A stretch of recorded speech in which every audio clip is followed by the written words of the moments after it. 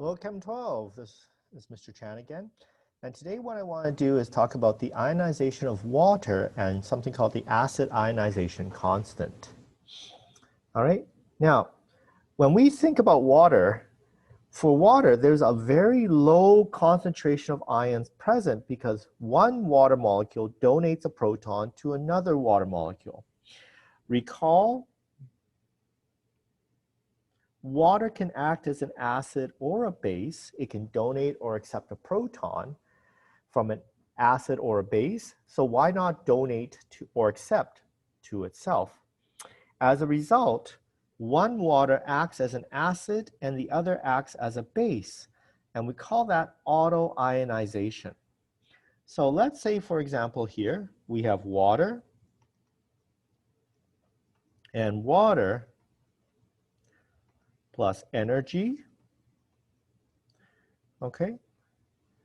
Now, what happens is one water donates a proton to another water. So this water would be an acid. This water would be considered a base. And so what you get is you get H3O plus and OH minus 1. Now, since this system is at equilibrium, we can talk about KEQ, but now dealing specifically with water undergoing auto-ionization. So what we have is we have KEQ is equal to concentration of H3O plus, concentration of OH minus 1, all over concentration of H2O squared. All right, now since we're dealing specifically with water, what we can do is we can take the water concentration here and we can merge it into the KQ value. So we have KQ, whoopsie, times the concentration of water squared is equal to concentration of H3O plus, concentration of OH minus 1. And this is what we call here KW, or the water ionization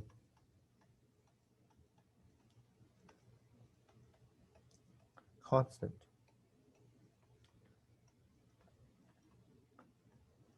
Okay. Now, so what's the significance of this? So KW will be equal to concentration of H3O plus, concentration of OH minus 1, and this has a set value of 1.00 times 10 to the negative 14 at 25 degrees Celsius. Now, this is key. All right? So this KW is equal to H3O plus times OH minus 1, which is 1.00 times 10 to the negative 14. Now, this only applies to 25 degrees Celsius, okay? Because remember, with a change in temperature, what happens is the KQ, or in this case, KW, will also change. So that's why I've emphasized 25 degrees Celsius. The other thing is this, KW gives us the relationship between H3O plus and OH minus 1 in a solution. Now, a couple of things. Solution can classified as acidic, basic, or neutral according to depending which one is bigger. If H3O plus concentration is higher than OH minus 1, solution is acidic. If they are the same, it is neutral. If OH minus 1 is larger than H3O plus, then the solution is basic. Now, what I want to do is I want to concentrate on this one here. What's the significance of solution is neutral, H3O plus is equal to OH minus 1? So here, if I were to rewrite this, Kw is equal to H3O plus and OH minus 1.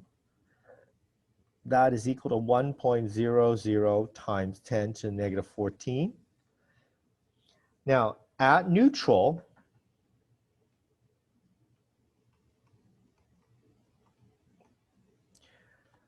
I can rewrite the equation as Kw is equal to concentration of H3O plus squared, and that is equal to 1.00 times 10 to the negative 14. Okay?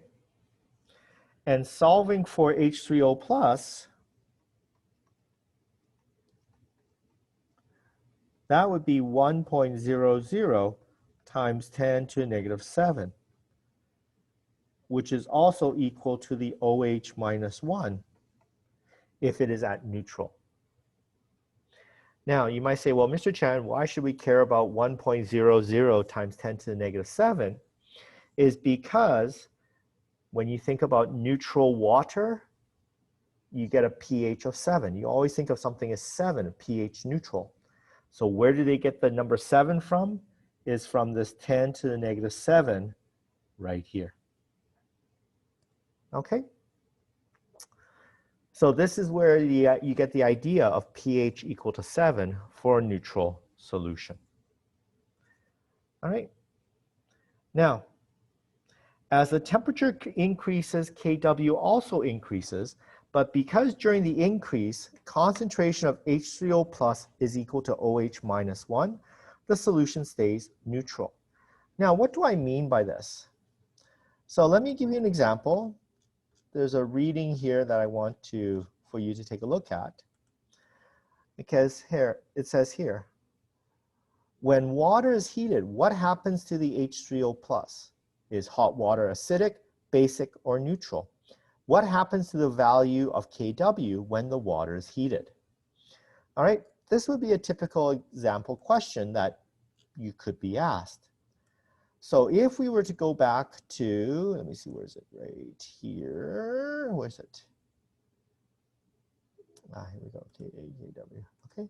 So if we were to answer that question, if we look at the equation, so we have 2H2O plus energy, it's an endothermic reaction, is in equilibrium with H3O plus and OH minus 1. When you increase the temperature, equilibrium shifts to the right. All right? So what happens is the concentration of H3O plus increases,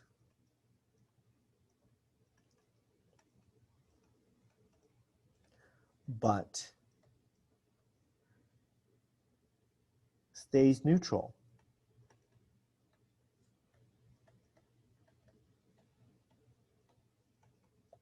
Because concentration of OH minus 1 increases as well. And what happens is that they increase by the same amount. Okay? Recall mole ratio. So what happens is when you increase the temperature, yes, the equilibrium shifts to the right, you're increasing H3O plus, but you're increasing the OH minus 1 concentration as well. And they're both increased the same amount because of mole ratio. But what happens is Kw concentration, Kw increases because of increase in concentration of H3O plus and increase the concentration of OH minus 1. So what happens is, going back to Kw is equal to H3O plus times OH minus 1, if you are shifting the equilibrium to the right, what you're doing is you're increasing the concentration of ions, therefore increasing Kw. Now, Kw is constant, so if one of the products is increased, the other is decreased to keep Kw constant. So what do I mean by this? So let's say, for example, calculate the concentration of H3O plus and concentration of OH minus 1 in, let's say, 2.0 molarity HCl. Okay, now, so first of all, you look at the equation. You go, okay, HCl dissociates into H plus and Cl minus 1. This would have been 2.0 molarity. This would be 2.0 molarity. This would be 2.0 molarity. All right, again, 1-to-1 ratio. Now, we know the H3O plus concentration is this. So this will be H3O plus concentration. Okay. How about the concentration of OH? Well, how would you figure that out? You plug the numbers into Kw is equal to concentration of H3O plus, concentration of OH minus 1. So in this case, it's 1.00 times 10 to the negative 14 is equal to 2.0 times the concentration of OH minus 1. So therefore, concentration of OH minus 1 would be 5.00 times 10 to the negative 15. Okay, and that's what I mean by Kw is kept constant. So if one of the products is increased, the other decreases to keep Kw constant. So notice I increased the H3O plus, the OH minus 1 decreased accordingly. Now, please make sure you note the difference between this question and this question up here. For this one that I have highlighted, I'm increasing the energy, which is in the reactant. But here, for this question, I just increased either the H3O plus or OH minus 1. Okay? And since the concentration of H3O plus is greater than the concentration of OH minus 1, therefore, it is an acidic solution.